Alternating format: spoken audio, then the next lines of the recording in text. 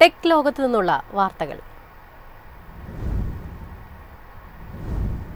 ഇന്ത്യയിലെ മാധ്യമ വിനോദ വ്യവസായം വൻ വളർച്ചയിലെന്ന് മുകേഷ് അംബാനി. അടുത്ത 10 വർഷത്തിനുള്ളിൽ മേഖലയിലെ വളർച്ച $100 ബില്യൺ അടുത്ത 10 വർഷത്തിനുള്ളിൽ ഇന്ത്യയുടെ ബഹുമുഖ മാധ്യമ വിനോദ വ്യവസായം 3 മടങ്ങ് വളർച്ച നേടി $100 ബില്യൺ ശതകോടീശ്വരൻ മുകേഷ് അംബാനി പറഞ്ഞു. ഇന്ത്യയുടെ മാധ്യമ വിനോദ വ്യവസായത്തിന്റെ ഇന്നത്തെ മൂല്യം $28 ബില്യൺ ആണ്. അടുത്ത ദശകത്തിൽ ഇത് $100 ബില്യൺ വളരും. ഈ വളർച്ച സംരംഭകത്വത്തെ നയിക്കുകയും ദശലക്ഷക്കണക്കിന് തൊഴിലവസരങ്ങൾ സൃഷ്ടിക്കുകയും ഇന്ത്യയിൽ ഒരു തരംഗം സൃഷ്ടിക്കുകയും ചെയ്യുമെന്ന് വേവ്സ് 2025 സമ്മേളനത്തിന്റെ ഉദ്ഘാടന ചടങ്ങിൽ സംസാരിക്കവേ അദ്ദേഹം പറഞ്ഞു. News desk MyFin TV. രാജ്യത്ത് പാസഞ്ചർ വാഹന വിൽപ്പന 50 ലക്ഷം കടക്കുമെന്ന് റിപ്പോർട്ട്. റെക്കോർഡ് വിൽപ്പന നടക്കുന്നത് തുടർച്ചയായ 4ാം വർഷം. EV വാഹനങ്ങളുടെ വിൽപ്പനയിൽ കുറവെന്നും റിപ്പോർട്ട്. ക്രിസിൽ റേറ്റിംഗ് ഏജൻസിയുടേതാണ് റിപ്പോർട്ട്. ആഭ്യന്തര വിൽപ്പനയും കയറ്റുമതിയും ഉൾപ്പെടെയാണ് ഈ നേട്ടം കൈവരിക്കുക. എന്നാൽ ഉയർന്ന വില, കുറഞ്ഞ ചാർജിംഗ് അടിസ്ഥാന സൗകര്യങ്ങൾ, റേഞ്ച് ആശങ്കകൾ എന്നിവ കാരണം ഇലക്ട്രിക് വാഹനങ്ങളുടെ വ്യാപനം മിതമായ നിരക്കിലാണെന്നും റിപ്പോർട്ടിൽ പറയുന്നു. കഴിഞ്ഞ വർഷം ഇരട്ടി വളർച്ച കൈവരിച്ചതിനു ശേഷം EV വിഭാഗത്തിലെ വളർച്ച മന്ദഗതിയിലായതായും റിപ്പോർട്ട് പറയുന്നു. വാർഷിക വളർച്ചാ നിരക്ക് 2 മുതൽ 4% കുറഞ്ഞിട്ടും ഇന്ത്യയുടെ പാസഞ്ചർ വാഹന വ്യവസായം പുതിയ ഉയരത്തിലെത്തുമെന്ന് ക്രിസിൽ റേറ്റിംഗ്സ് പറഞ്ഞു. കഴിഞ്ഞ സാമ്പത്തിക വർഷം മൊത്തം കയറ്റുമതിയുടെ 85% ആഭ്യന്തര വിപണിയുടേതായിരുന്നു. ഈ സാമ്പത്തിക വർഷം PV വളർച്ച 2 മുതൽ 4% കുറയും. എന്നാൽ യൂട്ടിലിറ്റി വാഹനങ്ങൾ ഏകദേശം 10% വളർച്ചയോടെ കുതിച്ചുയരുന്നത് തുടരും. നല്ല മൺസൂണും പലിശ നിരക്കുകളിലെ കുറവും കാറുകളുടെ ആവശ്യം കൂടുമെന്ന വിലയിരുത്തലും റിപ്പോർട്ടിലുണ്ട്. News desk MyFin TV. ഇനി മുതൽ കുറഞ്ഞ നിരക്കിൽ യാത്ര ചെയ്യാം. കേരള സവാരി പുതിയ രൂപത്തിലെത്തുന്നു. ടാക്സികൾ വാടകയ്ക്ക് ലഭ്യമാക്കുന്ന കേരള സർക്കാരിന്റെ പിന്തുണയുള്ള മൊബൈൽ ആപ്പായ കേരള സവാരി പുതിയ രൂപത്തിൽ വീണ്ടും എത്തുന്നു. ബാംഗ്ലൂരുവിലെ വളരെ ജനപ്രിയമായ നമ്മയാത്രി ആപ്പിന്റെ പിന്തുണയോടെയാണ് കേരള സവാരി പരിഷ്കരിച്ച് അവതരിപ്പിക്കുന്നത്. ഗതാഗത തൊഴിൽ വകുപ്പുകളുടെ പിന്തുണയുള്ള ആപ്പ് താങ്ങാനാവുന്ന യാത്രകൾ ഉപഭോക്താക്കൾക്ക് വാഗ്ദാനം ചെയ്യുന്നു. യൂബർ, ഓല തുടങ്ങിയവയെ അപേക്ഷിച്ച് കുറഞ്ഞ നിരക്കുകളായിരിക്കും ഈ സേവനത്തിലെന്നാണ് കരുതുന്നത്. ആപ്പ് ഉപയോഗിക്കുന്ന യാത്രക്കാരിൽ നിന്ന് സർക്കാർ നിശ്ചയിച്ച നിരക്കുകൾ മാത്രമാണ് ഈടാക്കുക.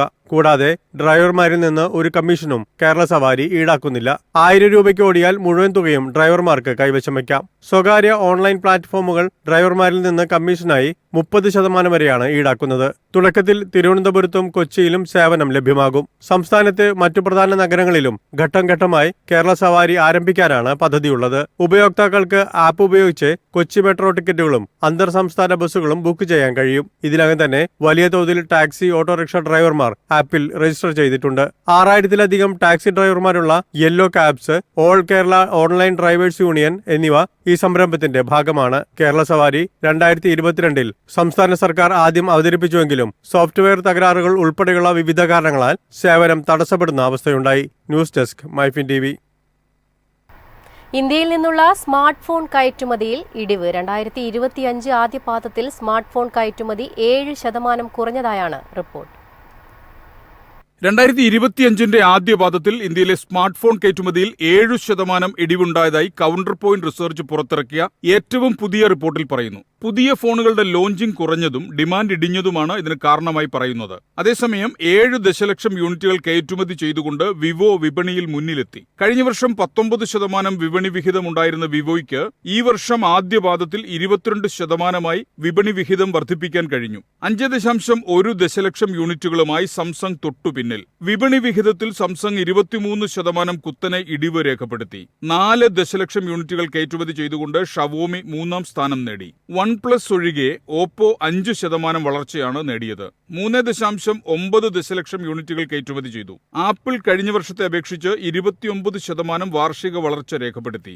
ഇന്ത്യയിലെ ആദ്യപാദത്തിലെ ഏറ്റവും ഉയർന്ന വിൽപ്പനയാണ് രേഖപ്പെടുത്തിയത്. News desk MyFin TV. US കമ്പനിയായ കോഗ്നിസന്റ് ടെക്നോളജി സൊല്യൂഷൻസിൽ തൊഴിലവസരങ്ങൾ. 20,000 ജീവനക്കാരെയാണ് പുതുതായി നിയമിക്കുക. ചെന്നൈയിൽ ലേണിംഗ് സെന്റർ തുടങ്ങുമെന്നും കമ്പനി. വർദ്ധിച്ചുവന്ന ആവശ്യകതയെ തുടർന്ന് കോഗ്നിസന്റ് ടെക്നോളജി സൊല്യൂഷൻസ് ഈ വർഷം 20,000 പുതിയ ജീവനക്കാരെ നിയമിക്കുമെന്ന് കമ്പനിയുടെ chief financial officer Jatin Dalal പറഞ്ഞു.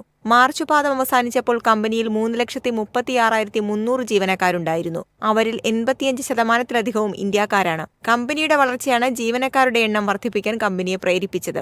AI കൂടുതൽ ഉപയോഗിക്കണമെന്നാണ് കമ്പനി ആഗ്രഹിക്കുന്നുണ്ടെങ്കിലും കൂടുതൽ ആളുകൾക്ക് തൊഴിൽ നൽകുക എന്നതും കമ്പനിയുടെ താൽപര്യമാണ്. അതിനാലാണ് കൂടുതൽ തൊഴിലവസരങ്ങൾ സൃഷ്ടിക്കുന്നതെന്ന് കോഗ്നിസന്റിന്റെ CEO എസ് രവികുമാർ പറഞ്ഞു. അതേസമയം AI വഴിയുള്ള ഉൽപാദനക്ഷമതയിൽ കമ്പനി ശ്രദ്ധ കേന്ദ്രീകരിക്കുന്നതായും അദ്ദേഹം കൂട്ടിച്ചേർത്തു. കഴിഞ്ഞ മാസം കമ്പനി ചെന്നൈയിൽ 14 ഏക്കർ സ്ഥലത്ത് ഒരു ഇമ്മേഴ്സീവ് ലേണിംഗ് സെന്റർ സ്ഥാപിക്കുമെന്ന് എസ് രവികുമാർ പറഞ്ഞു. അവിടെ പ്രതിവർഷം 1,00,000 വ്യക്തികളെ നൂതന AI സാങ്കേതിക വിദ്യകൾ പരിശീലിപ്പിക്കുക എന്നതാണ് ലക്ഷ്യം. ചെറിയ ഇന്ത്യൻ നഗരങ്ങളിൽ കോഗ്നിസന്റിന്റെ കേന്ദ്രങ്ങൾ ഇനിയും തുടങ്ങുമെന്നും അദ്ദേഹം വ്യക്തമാക്കി. News desk MyFin TV.